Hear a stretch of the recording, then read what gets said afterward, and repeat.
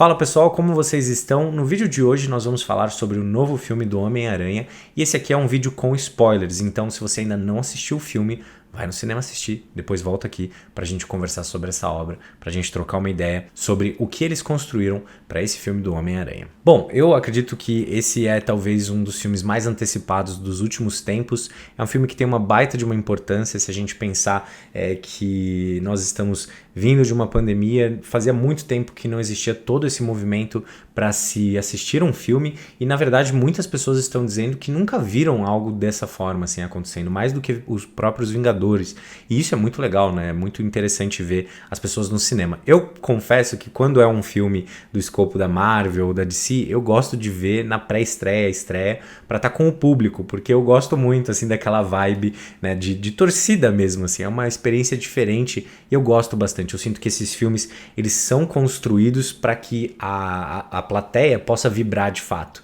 Então, é gostoso estar ali no meio. Eu não acho que são filmes que funcionam da mesma forma se você está assistindo em casa sozinho, sabe? Quando você tá com a galera, são filmes assim que valem a pena. Eles constroem esses momentos para os fãs, então é muito divertido de assistir com a galera. Enfim, para quem gosta de ver filme quietinho, como eu gosto, dependendo do filme, os filmes da Marvel não se encaixam tanto nessa pegada. Mas vamos falar sobre essa obra em si, né? Nós temos ali Tom Holland, Zendaya, nós temos aquele núcleo principal, né, de todos os outros filmes com Tom Holland, e já sabíamos que nós teríamos o contato com outros personagens, né, dos outros filmes, né, do Homem-Aranha, com atores e personagens dessas outras obras. Então essa antecipação era gigantesca, nós sabíamos que os vilões estariam ali e existia a grande dúvida se nós teríamos o primeiro Homem-Aranha e o segundo Homem-Aranha, né? Essa era a grande questão pra galera.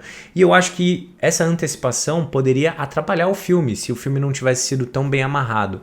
Eu gosto muito de como o filme ele sabe usar todos os seus momentos de forma muito saudável. Então, nós começamos o filme sabendo as consequências na vida do Peter Parker pela sua identidade ter sido revelada.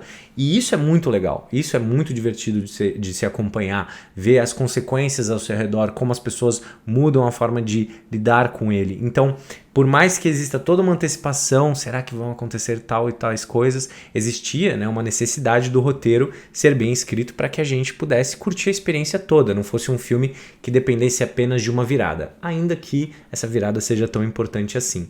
E eu acho que eles conseguiram fazer isso. Um dos melhores filmes do Homem-Aranha, na minha opinião, é justamente o Homem-Aranha no Aranhaverso. É uma animação fenomenal, assim, que brinca muito com as possibilidades, e aqui eu senti a mesma liberdade acontecendo. E sendo uma pessoa que cresceu vendo os filmes com o Tobey Maguire e que era viciado naquele Homem-Aranha, foi muito interessante ver essa construção toda acontecendo aqui no filme. Então, primeiro, nós vemos o Tom Holland lidando com o Doutor Estranho, querendo mudar a sua vida, mudar a sua realidade, e depois tendo que lidar com as consequências disso. Uma das grandes temáticas do Homem-Aranha é justamente você lidar com as suas responsabilidades. E o Peter, ele já teve responsabilidade demais, né, dentro desse universo da Marvel, então ele tá só querendo viver uma vida normal, e essa é uma construção muito boa pro filme, faz a gente se aproximar ainda mais desse Homem-Aranha, entender ainda mais, né, o que ele tá passando, e é muito gostoso mesmo de acompanhar as relações.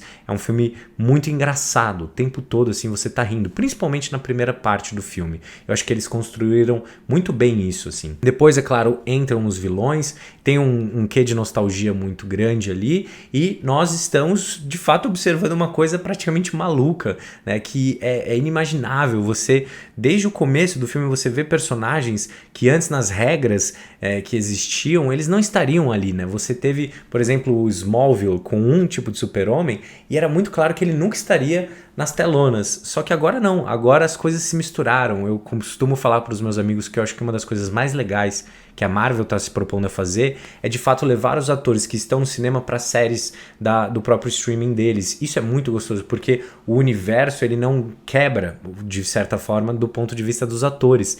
Isso é muito forte, isso é muito interessante porque você se relaciona, né, conectando os pontos. Nossa, esse realmente é o mesmo universo. E aqui, é claro, eles foram pro extremo disso, eles foram pro multiverso e as possibilidades estão aí. São possibilidades infinitas. Esse é todo o conceito da coisa, né? Possibilidades infinitas. Nós vemos, por exemplo, séries que brincam como Rick and Morty, né? Com essas questões, e você pode de fato agora fazer de tudo, o que é muito próximo do que nós acompanhamos nos quadrinhos. Então, a construção desse filme, ela se baseia não só em apresentar esses outros personagens, mas também em abrir as possibilidades para todos nós, né? Abrir as possibilidades do que pode acontecer. E tudo isso acontecendo sem que o arco do Tom Holland fosse um arco fraco ou frágil. Ele continua sendo o protagonista, mesmo tendo que lidar com toda aquela nostalgia. E essa era uma grande dificuldade. E é claro que a grande construção para isso, esse arco funciona tão bem, porque ele finalmente, ou infelizmente, perde a tia May. É a partir daquele trauma que ele vai virar o Homem-Aranha de fato. Ele pode ser super inteligente, super carismático, ser o Homem-Aranha, usar as roupas do Homem-Aranha, mas uma coisa fundamental na construção desse personagem, no universo todo desse personagem, é justamente um trauma que acontece na sua vida e depois ele ter que arcar com as responsabilidades das suas escolhas, ele ter que decidir se ele vai ficar amargurado ou não, se ele vai continuar o legado daqueles que o ensinaram o que era certo a se fazer, das responsabilidades que ele tinha que carregar. Isso era algo que o personagem precisava ter, assim como para o Batman é imprescindível que os pais dele morram quando ele era criança, para ele carregar aquele trauma durante toda a sua trajetória. Para o Homem-Aranha, esse trauma também é muito importante, tanto que ele acontece de formas diferentes dentro de cada universo que foi apresentado para a gente até agora. A partir desse momento, o filme ele vai para um nível bastante denso, assim, é bastante emocionante o filme. A segunda parte da obra é cheia de momentos assim que é para fazer o público chorar, para o público ficar no chão mesmo, assim. E é muito legal, né, você pegar um filme em que eles conseguem levar o público para tantas emoções. Eu ainda acho que quando Scorsese fala que é uma montanha-russa, não quer dizer que essa seja uma crítica. É um filme com uma proposta de te levar para vários lugares diferentes, de emoções diferentes, e ao mesmo tempo te entregando coisas que um fã gostaria de receber, coisas que estão ali para que você vibre com a história. E aí nós temos o momento mais esperado em que nós temos o Tobey Maguire e nós temos também o Andrew Garfield. É claro que essa era a grande expectativa do público. Será que eles vão estar lá? Existia já a promessa de que se eles não estivessem no filme, a galera ia se decepcionar muito. E vamos combinar, né? Não tinha como eles não estarem ali. Afinal de contas, nós estamos falando dos atores, os vilões dos outros filmes presentes nessa obra. Então, seria muita sacanagem eles não estarem ali.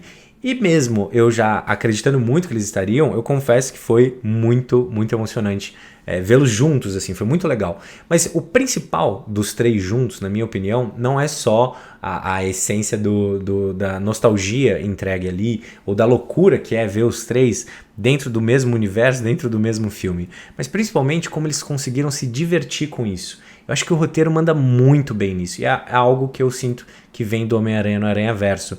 As piadas entre eles, as relações entre eles são muito bem construídas, e em determinado momento eles estão em uma reunião de terapia, assim, um ajudando o outro a se valorizar, um ajudando o outro nas costas, né? Porque só o Homem-Aranha pode entender o que o Homem-Aranha vive, os sacrifícios que ele tem que viver, as escolhas que ele tem que fazer. Esse para mim foi o grande ponto positivo do filme. Apesar dele usar toda a nostalgia, usar essa ferramenta que, poxa, deixa o público completamente maluco, eles souberam colocar isso dentro de um roteiro muito bem amarrado. É difícil construir isso, né? Afinal de contas, você está lidando com material de anos e anos, um material dentro do cinema, né? Junto do Batman e do Super-Homem, um dos personagens mais revisitados por outros atores. Então, existia uma grande responsabilidade. Será que ia funcionar os três juntos, né? Além da nostalgia? E funciona muito, porque cada ator criou, de fato, algo diferente ali. Então, a combinação deles é muito boa. E aí, para finalizar o filme, o que eu acho que, de novo, é mais um acerto dessa obra, é que nós não temos aquele final em que tudo se deu certo num estalar de dedos, e o que acontece é o personagem volta para sua essência, que é um personagem que essencialmente vive no sacrifício. Quando você pensa nos super-heróis, existe a essência do que é construído para cada um deles. E o Homem-Aranha, ele vive na essência do sacrifício, ele precisa abrir mão daquilo que ele ama, daquilo que ele gostaria de viver para que ele possa exercer a função do Homem-Aranha. Grandes poderes que trazem grandes responsabilidades não é uma frase qualquer, é a frase do Homem-Aranha que eles trazem de volta aqui para esse filme e que leva esses personagens pro nível mais elevado possível. No final ali eles tentaram dar um susto, né? Parecia que iam matar o Tobey Maguire, mas foi mais um motivo de piada ali, e isso foi muito interessante. E as possibilidades são as mais diversas possíveis. Trouxeram piadas, né, para que a gente possa ter outras possibilidades. Então eu sinto que é impressionante, de fato, o que a Marvel consegue fazer com esses personagens, porque todos os conceitos que eles trazem, como eles começam a desenvolver eles em filmes diferentes e eles vão carregando com outros personagens em outras continuações, né? O Doutor Estranho ele vai seguir, né, carregando essas questões.